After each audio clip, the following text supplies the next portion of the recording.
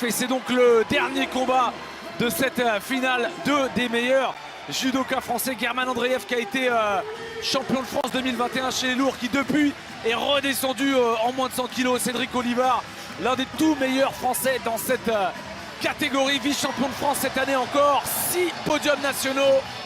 Ouais, il s'est fait joliment surprendre et même dominer, il faut le dire, par Alexandre Idir, le héros de la catégorie pendant des années en finale, mais sinon très dangereux. Alors on voit un peu la stratégie de German Andreev. On va gagner du temps au sol et ça va être à Mathieu Bataille de mesurer à quel moment c'est du travail ou ça n'en est pas. Allez, Niçois qui espèrent, qui attendent cette victoire qui leur avait échappé sur le fil l'an dernier.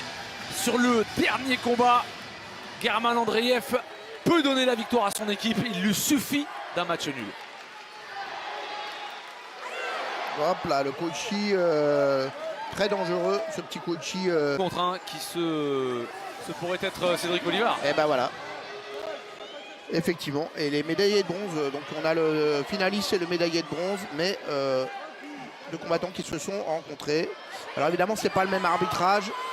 Alors c'est dangereux ça.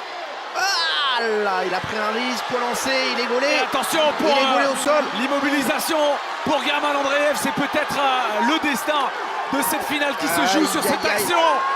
Le premier hippon, il va partir il est solidement engagé. Il a abandonné Olivard, il va peut-être tenter de ponter sur les dernières secondes. Alors, il lâche le moins de jus possible. Premier hippon pour German Andreev, le titre se rapproche pour le Judo Nice Métropole.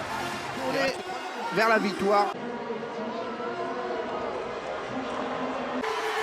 Allez, désormais un geste, un seul peut sceller le sort de cette rencontre. Un hippon pour Andreev et ce sera terminé. Olivard va y retourner pendant 3 minutes.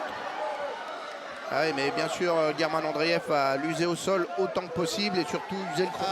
Masse pour soutenir son équipe et pour porter Cédric Olivard qui doit réaliser un exploit. Maintenant, il est mené d'un hippon. Attention, la main est forte là, évidemment. Il marque 2 hippons. German Andreev qui le gère un peu comme un rugbyman. Olympique, le calendrier international. Un autre destin latent, c'est d'être potentiellement médaille olympique à Paris. Évidemment, ça se négocie pas. Ouais, mais là, il y a deux des meilleurs judokas nationaux chez les moins de 100 qui s'affrontent. Oh. Alors c'est intéressant, mais là, ce qu'on voit, c'est nouveau.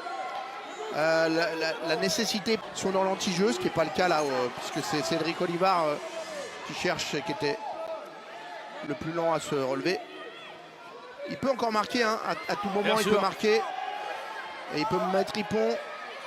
Et une fois qu'il aura mis hippon, ouais, mais il a de plus en plus de mal. Et s'il marquait 2 hippons, il y aurait égalité parfaite. Et à ce moment-là, il faudrait avoir un dernier combat qui sera tiré au sort, mais il est déjà tiré au sort. 2 coups de génie de Cédric Olivard. Ah, tout est possible, il suffit que voilà, voilà le Wazari déjà. Ça marque pour Olivard. Est-ce qu'il est donné? Non. J'ai pas vu le geste de Mathieu Bataille. Non, ce n'est pas donné. Il a dû se retourner très tendu. Et on lui dit 1 minute. Il réfléchit, German Andreev, 1 minute pour ce pur niçois. Ça existe les championnats de France, mais par équipe mixte, ça n'existe pas encore. Et encore une fois, cette notion d'identité de cette formation azuréenne. Et il continue à enchaîner. Cédric Olivard, on sent que dans l'attitude qu'il a, sent que c'est le moment d'arrêter le chronomètre, de donner un peu de dramaturgie à cette histoire. Même erreur qu'au début. Et même ça va être scellé, certainement. Non, il est sorti Cédric Olivard. Et il reste une vingtaine de secondes pour encore croire au miracle. Mais maintenant, il le sait, German Andreev. Lucidité, je dirais, de German Andreev qui n'a pas tant que ça cherché à garder le contrôle de son adversaire, mais le contrôle de la situation. Et il est fatigué, main sur les genoux, German Andreev. Et il lui reste 10 secondes à tenir maintenant. Et il va tenir, German Andreev. Il a plus de jus, Cédric Olivard. Il est allé au bout de lui-même. Et il a tout donné. Et malheureusement, cette fois, ça n'est pas passé. Judo Nice Métropole remporte cette Judo Pro League. Et comme un symbole de cette identité azuréenne, ce sont 2 purs produits du club Maxime Gobert et German Andreev qui offrent le titre à Nice.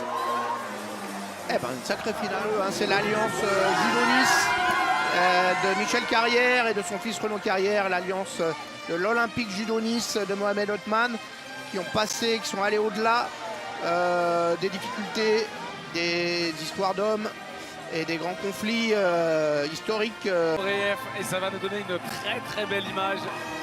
Les finalistes de l'année dernière, alliance niçoise.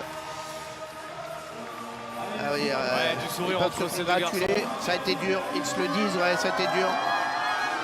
Et quel bonheur pour Andreev, on l'a dit, pur produit du club, lui qui entraîne également, qui vit pour et par le judo, qui vient donner la victoire à cette formation qui a joué le jeu, hein, vraiment de cette Judo Pro League depuis le début, et qui est donc logiquement récompensée.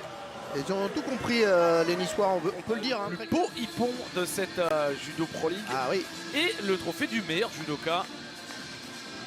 on va avoir.